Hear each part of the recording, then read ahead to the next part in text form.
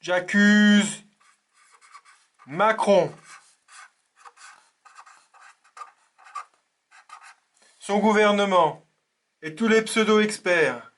Et je demande qu'ils soient jugés par les Français pour les conséquences de leurs actes. Il y a une question quand même qui fait très peur.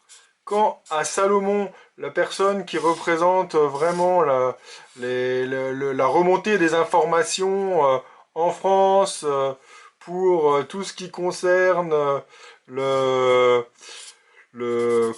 coronavirus, eh bien qu'on lui pose la question à quoi ressemblent les personnes qui ont été infectées, quel est leur profil, comment ont-ils été infectés, toutes ces personnes-là pendant le confinement. Est-ce qu'ils n'ont pas bien respecté le confinement? Est-ce que c'est des personnes qui ont été travaillées? Est-ce que c'est des personnes qui ont pris les transports en commun? Eh bien, à ça, il répond par un joli point d'interrogation. Il ne sait pas. Alors qu'il suffirait d'une petite enquête de sociologie, un petit questionnaire papier, qui permettrait de, par exemple, d'éclairer tout ça. Hein?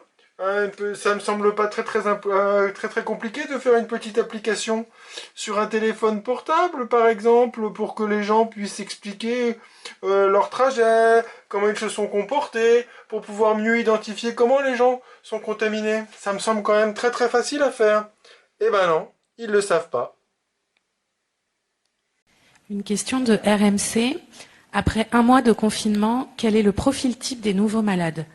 Est-ce que ce sont des proches de personnes récemment infectées, des travailleurs, exemple des soignants, éboueurs ou caissiers? Alors, nous n'avons pas de profil type des nouveaux malades, nous n'observons pas de modification particulière du profil de ces malades à l'admission. Ce que je vous ai montré ce soir, c'est que le plateau est assez net, hein, il reste à un très haut plateau, il y a encore beaucoup d'admissions à l'hôpital, il y a encore beaucoup de consultations en ville.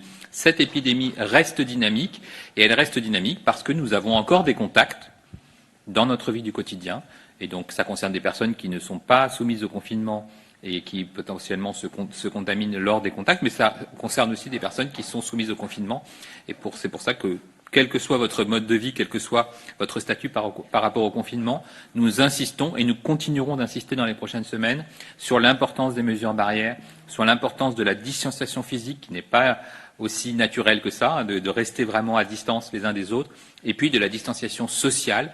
Moins il y a de contacts, moins il y a de possibilités de transmission du virus.